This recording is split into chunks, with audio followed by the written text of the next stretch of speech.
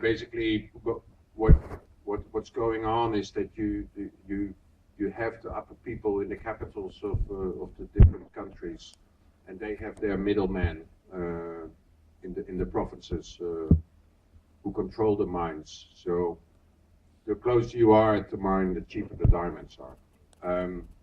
The miners themselves, it's slavery, because they're getting food for the work they do.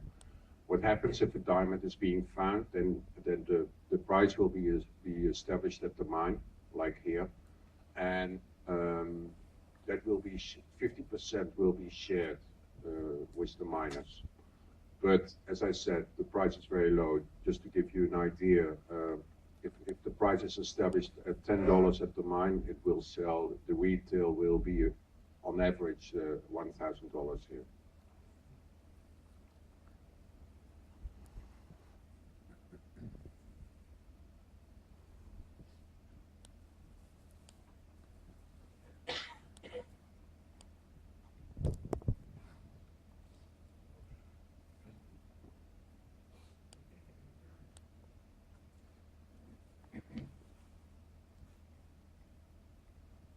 Obviously, accidents happen often. I mean, there are people dying because there's lots of fighting over the control of the mines, and regularly people die because the walls of the mines collapse because they're not properly constructed or supported.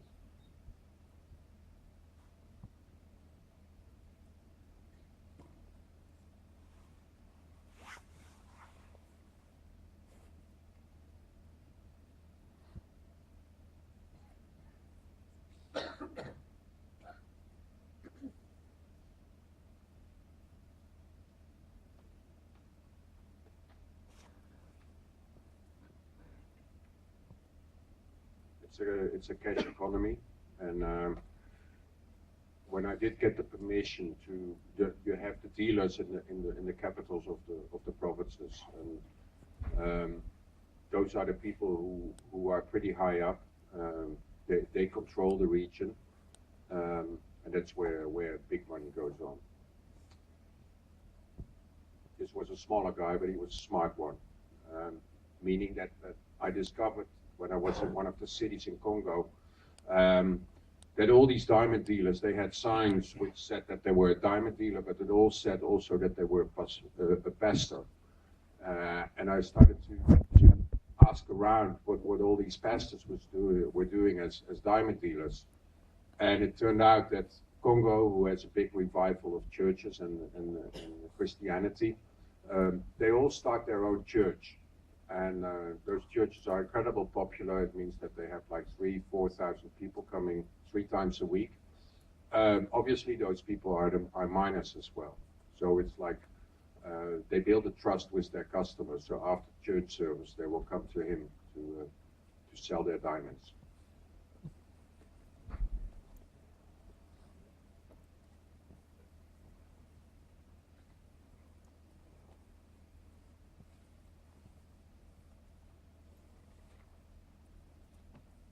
So the cash comes in, the dollars by planes, and the diamonds go out. And this guy who was one of the big dealers, when he opened his safe, it was really the dollar notes were tumbling out. Every day there was $1 million in the cash, and that was refreshed every day.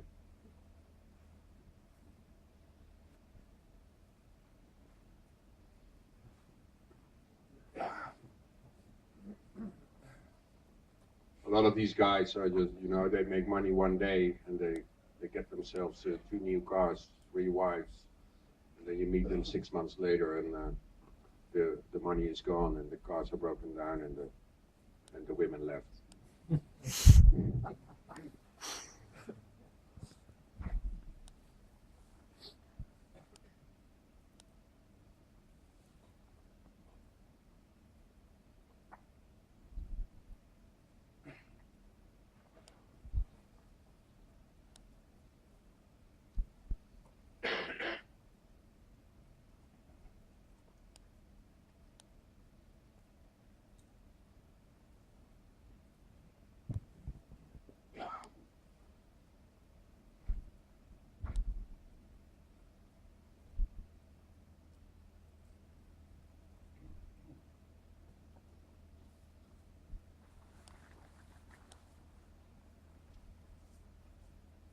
then I got into this whole issue, what's a conflict of blood diamonds, a term which didn't exist before 2000.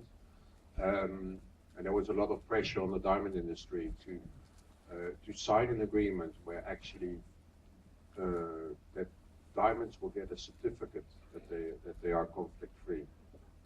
The problem is when is it a conflict? If there's a peace agreement in a country, is it still a conflict if it comes from a diamond area where there is still fighting going on?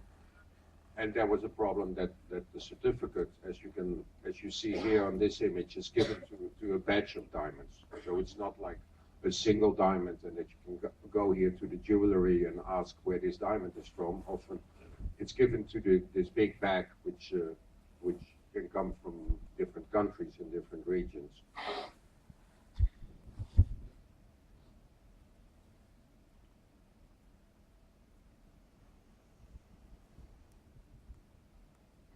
This is in Kinshasa. This is just before the diamonds leave the country.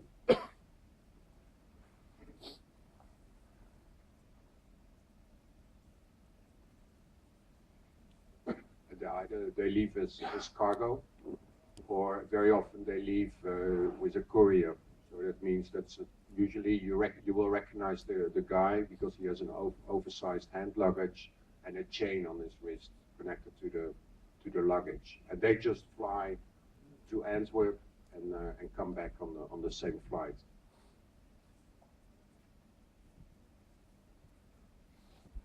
And I thought that Antwerp was kind of my very important city after Africa. It still carries some importance, but they're very rarely diamonds are being polished or cut in Antwerp anymore. They all go to 80% goes to India now, to Gujarat, which only I found out when I was getting to Belgium. They still go to Belgium because the infrastructure is there, the banking system is there, the security companies are there, but it's a brief stopover before everything is shipped to India.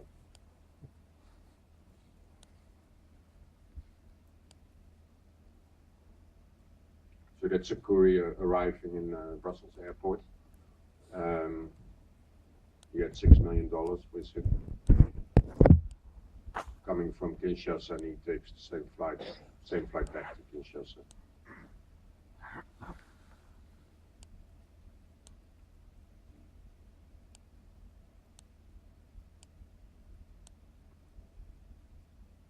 It is the old diamond. It doesn't look so, but it is.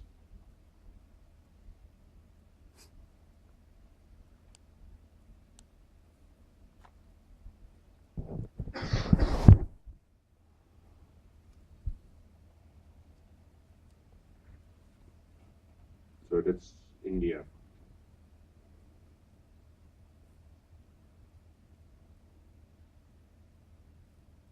It's a city of, it was amazing because it's a city of Surat, which is like 200, 300 kilometers north of Bombay.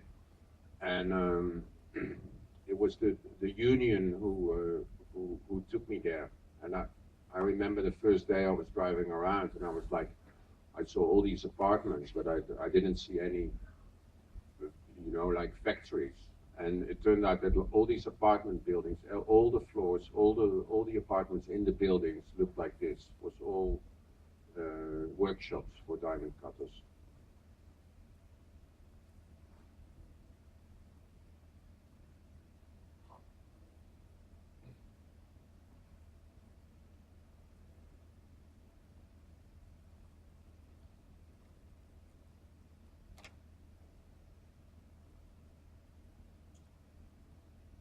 They're all migrant workers, meaning that they're coming from the countryside. They come to the city to do this work, and they go home once a year.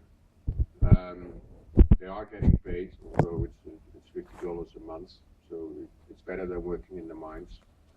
But it's quite unhealthy because it's when you cut a diamond, it's carbon which is flying around, and they inhale it. There's no protection.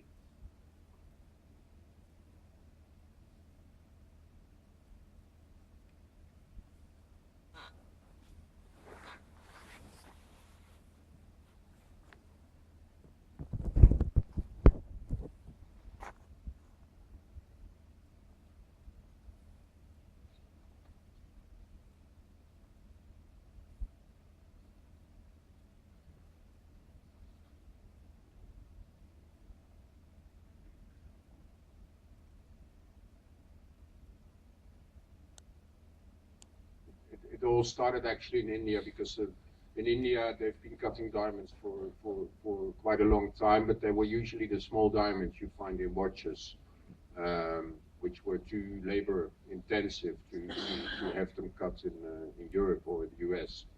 And it's only the last couple of years that most of the diamonds, anything under 10 carat, goes to India now. So these are the tiny, tiny ones which you find in the watches, taken through a loop, almost like a sand corn.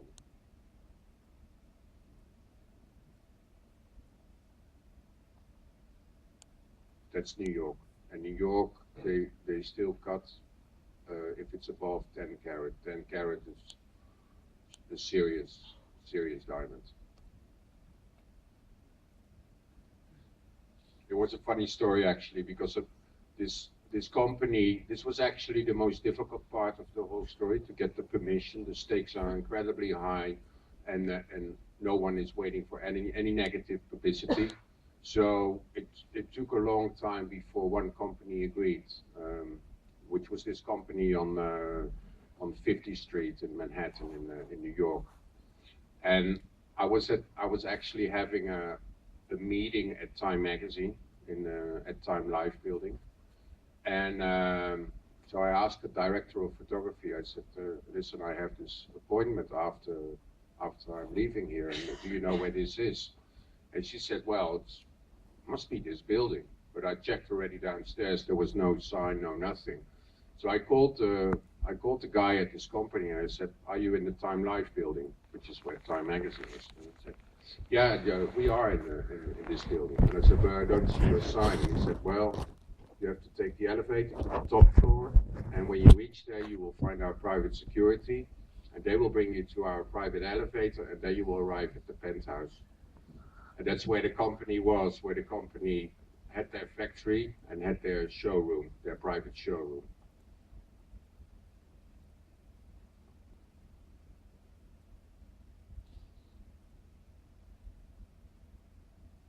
For Sharon Stone, this one.